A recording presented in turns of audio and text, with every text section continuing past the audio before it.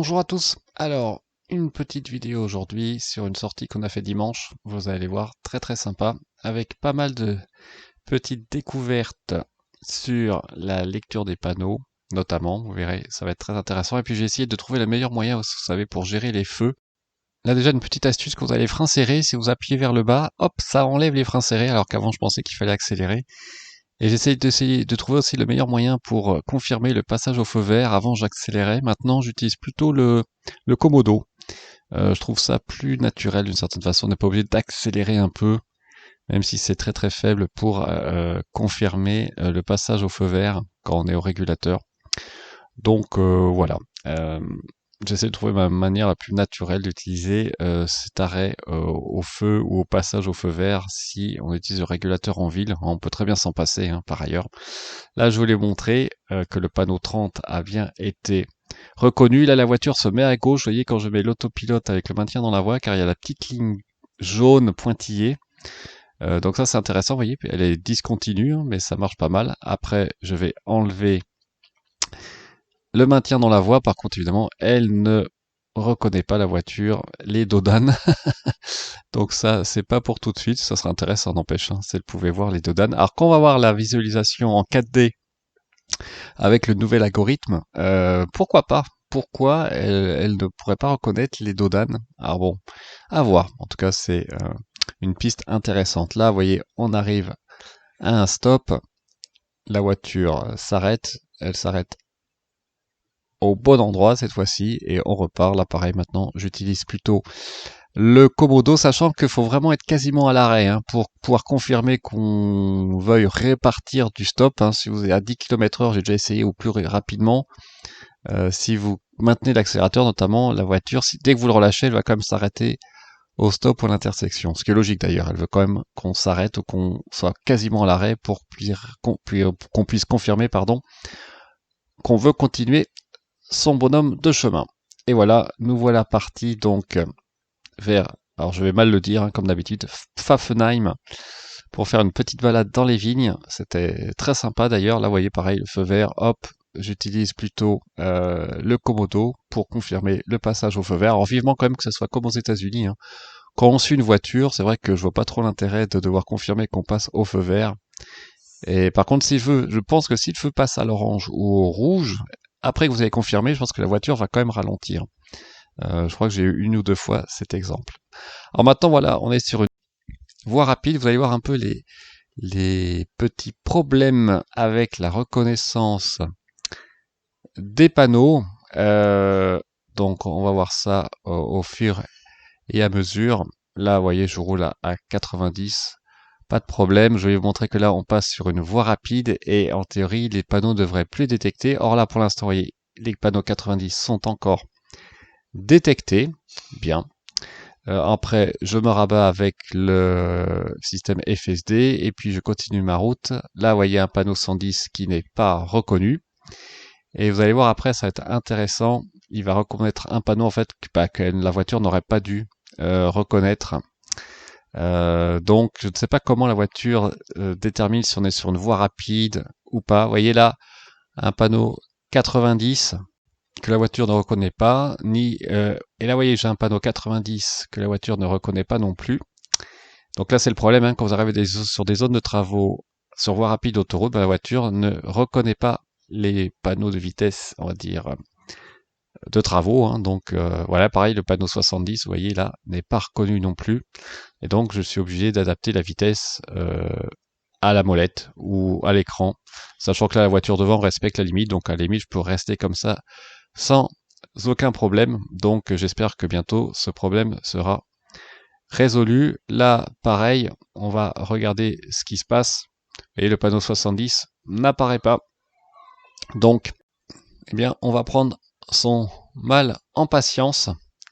Là, on continue petit bonhomme de chemin. Hop, j'ajuste la vitesse avec le Komodo vers le bas. Et là, regardez, fin de limitation. Hop, ce n'est pas reconnu. Le 90, par contre, là, est reconnu. Donc, vous voyez, c'est assez intéressant. Hop, et puis donc, je me mets à 90. Et là, vous allez voir, ça va être intéressant. 110, pas de panneau reconnu. Par contre, c'est au GPS, a priori, que là, la vitesse s'ajuste. Donc, pas de problème. Là, vous allez voir, on va bientôt sortir de la voie rapide.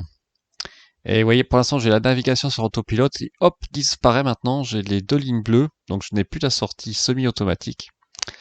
Vous allez le voir d'ailleurs, hein, puisque le clignotant ne va pas s'enclencher, donc c'est moi qui vais hop prendre la main et je mets le clignotant pour sortir et je sors tranquillement. Donc c'est marrant, là j'ai pas su vraiment pourquoi la navigation en autopilote s'est désactivée d'un coup. Et on retourne sur une voie rapide. On est reparti là. Là je suis bien en navigation sur autopilote et regardez bien là donc 110, j'ai bien le panneau qui s'affichait. Après, ça me met bien la limite à 100 puisqu'il pleut, donc ça c'est bien. Je pense que c'est pas lié aux essuie-glaces en fait. Et là, hop, je sors pour continuer mon bonhomme de chemin vers Pfaffenheim. Et vous voyez là, hop, je mets le régulateur pour voir comment la voiture va prendre le virage. Et ça se passe plutôt bien, là sauf qu'elle me met un stop qui n'existe pas, vous avez vu, donc ça simule un peu un freinage fantôme hein, d'une certaine façon, donc il faut vraiment faire attention quand même. J'ai des exemples comme ça, et là on arrive et je mets la limitation à 30, donc ça marche bien pour être au régulateur. Alors vous savez que le régulateur va jusqu'à 1 km/h, hein, si je me souviens bien, vous pouvez vraiment le régler très très très bas. Et donc voilà, donc là vous voyez 30, on pourrait objectivement peut-être aller un poil plus vite, mais il faut respecter évidemment les limitations. Et là vous allez voir le stop ou on va dire le croisement est situé beaucoup trop tôt hein, au niveau de la voiture, donc évidemment il faut l'enlever et puis arriver jusqu'à l'embranchement pour pouvoir tourner et avoir la bonne visibilité. Hop, là je remets pareil. On arrive à un stop et pareil, regardez où la voiture me fait arrêter. Hop, je réactive le système et je suis obligé de m'arrêter une deuxième fois avant de tourner à droite. Donc vous voyez encore des progrès à faire. Et là je voulais montrer le parking automatique. Donc en fait moi ça ne marche que quand il y a une voiture à côté. Si j'ai une série de parking en épique, j'ai pas de voiture à côté, la voiture ne me propose jamais de se garer. C'est un peu dommage quand même. Donc bon, je pense qu'elle a besoin d'une référence à côté, elle se base par rapport à la voiture. Et alors ne vous en faites pas, je me suis rendu compte après que c'était une place pour handicapés, c'est marqué en bas en fait, c'est imprimé sur les dalles du sol et il n'y a pas de panneau. Donc ensuite évidemment on est reparti illico presto quand j'ai vu ça sur le sol. Mais ouais bon ça marche mais honnêtement c'est vraiment pas la fonction qui tue ça, on peut le faire très bien et même plus rapidement soi-même.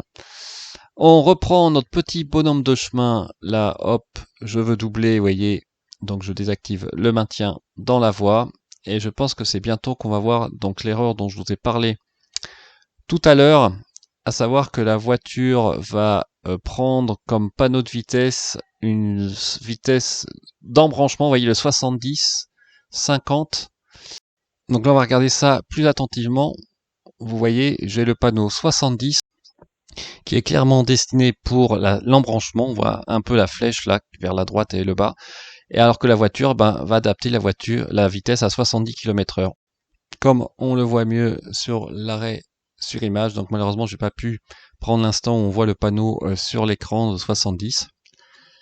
Et ensuite la voiture va un peu plus loin réajuster la vitesse à 90 puis à 100, donc assez bizarrement alors qu'après c'est limité à 110. Et voilà, après, on arrive à Turkheim, après notre balade dans les vignes à Pfaffenheim. Et vous allez voir, là, il y a un minuscule panneau 20 km/h sur le panneau bleu que la voiture ne reconnaît pas. Bon, c'est vraiment petit. En plus, vous avez vu, la couleur n'est pas celle d'une interdiction, puisque le 20 km/h n'était pas en rouge. Ceci expliquant probablement cela. Vous voyez, là, on voit bien le 20 km/h sur le panneau, donc bon voilà, on va dire que c'est normal là, honnêtement que la voiture ne connaisse pas tous les panneaux. Je sais même pas si le système Intel sur les autres voitures l'aurait reconnu celui-là. Mais en tout cas voilà, il y a quand même de l'amélioration à attendre du système, hein, c'est pas encore parfait. Et j'espère que ça va s'améliorer dans les semaines et mois qui viennent. Hein. A priori il n'y a pas de raison puisque le système c'est le système Tesla hein, qui est bien, puisqu'en théorie il va apprendre. Donc c'est un système neuronal, donc il doit pouvoir apprendre les nouveaux types de panneaux. Sachant que j'ai appris hier que la vue 360 que l'on attend tous avec impatience sur nos modèles 3, a priori ne sera disponible que pour ceux qui ont le FSD. Elon Musk l'a confirmé, la Burst View, donc voilà, ça fait un peu cher quand même le FSD pour avoir cette fonctionnalité qui existe sur beaucoup de voitures de série. Sur ce, je vous souhaite une très bonne soirée, on se dit à très bientôt sur Tesla Assas. N'hésitez pas à laisser des commentaires, des pouces bleus ou vous abonner si le cœur vous en dit.